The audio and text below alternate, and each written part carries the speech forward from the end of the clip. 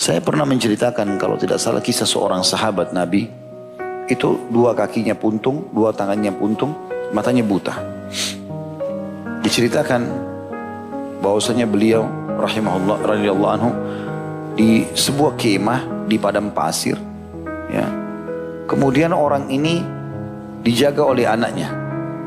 Duduk di atas tempat tidur, terbaring, tidak bisa bergerak apa-apa karena tangan kakinya puntung dan juga matanya buta. Maka datanglah seseorang musafir lewat di kemah itu. Lalu kemudian dia ingin cari sesuatu minuman ya, yang dia bisa menghilangkan hausnya.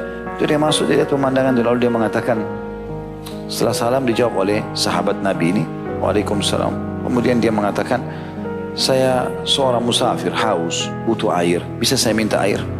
Kata orang itu, sahabat Nabi ini sebenarnya, dia tidak tahu kalau ini sahabat. Lalu kemudian dia mengatakan, kayak seperti kamu lihat, saya buta, saya nggak bisa melihat, tangan kaki saya puntung, saya nggak bisa membantu. Kalau ada air di sekitar kemah ini, ambillah. Kemudian setelah orang itu dapatkan ada gendi air, dia minum, lalu sahabat Nabi ini yang sedang buta ini mengatakan, coba bantu saya, cari ada seorang anak laki-laki saya, dia selalu khidmat dengan saya setiap hari dan lagi tidak ada di sini. Mungkin dia ada di sekitar kemah ini, coba cari. Kata orang ini, baiklah, saya akan coba cari. Kebetulan orang ini juga orang beriman. Allah SWT seakan-akan datangkan dia di situ. Kemudian dia keluar dari kemah, dia cek di sekitar kemah, dia temukan ada satu jasad manusia, sudah habis sebagian besar badannya dimakan oleh singa. Lagi digerogotin sama singa, sudah mati. Kata dia, saya sangat yakin ini anaknya. Tidak ada orang lain soalnya, pasti ini anaknya orang ini. Bagaimana caranya saya membahasakan pada orang ini? Sudah buta matanya, kaki tangannya puntung. Bagaimana caranya membahasakan ke dia? Bisa dia terima atau enggak? Terus berkecamuk di benaknya sampai dia bilang, sudah saya tawakal Allah. Coba masuk bicara. Setelah dia masuk lalu dia mengatakan, wahai bapak tua, apakah anda tahu kisah Nabi Ayub alaihissalam? Kata orang itu, tentu saja. Tentu ini sahabat Nabi ya, terakhir nanti boleh dia tahu. Tentu saja. Bukankah dia sudah diuji oleh Allah 20 tahun kena penyakit kusta dan orang semua menjauhinya? Kata orang itu, sahabat itu, iya. Bukankah 12 anak laki-lakinya semuanya keruntuhan bangunan dan mati tiba-tiba dalam sehari? Iya. Bukankah semua hewan ternaknya, pertanian, perkebunannya semua kena hama, sehari langsung habis semuanya? Kata dia, iya. Lalu bagaimana Ayub? Kata orang ini. Sahabat Nabi ini mengatakan, dia bersabar karena dia tahu itu adalah pahalanya. Kata orang ini, kesempatan saya bahasakan, bersabarlah karena saya menemukan jasad anak anda dimakan oleh singa, mati. Tiba-tiba kata orang ini, saya kaget. Orang ini mengatakan, Alhamdulillah. Kata anak muda yang datang yang mengatakan, bagaimana bisa anak anda mati, anda mengatakan Alhamdulillah? Dia bilang, Alhamdulillah. Karena memang Allah telah memudahkan dia berkhidmat dengan saya sekian tahun. Dan baru saja berapa hari Allah ambil. Tapi kan anda buta, tidak ada yang bisa berkhidmat.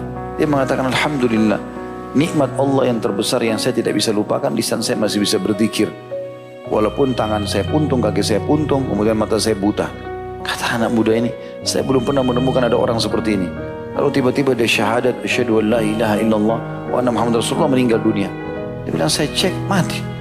Tutup dengan selimut, lalu saya coba keluar dari kemah, teriak-teriak, tolong ada orang meninggal. Nah ini di padang pasir. Ada 4 orang penunggang kuda lewat dari jauh, jalan. Kemudian mendekati kemah dengan pakaian-pakaian seperti orang-orang kerajaan, seperti pejabat-pejabat pemerintah gitu. Tapi sambil dulu menunggangi kuda. Kemudian dia tahan, waktu ditahan mampir. Kenapa kamu? Kata mereka berempat, ada orang buta di sini. Kakinya puntung, tangannya puntung, anaknya mati dimakan singa, meninggal dunia. Tolong bantu saya kuburkan.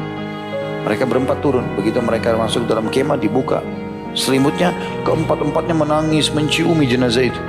Anak muda ini kaget. Ada apa? Siapa orang ini? Siapa kalian ini?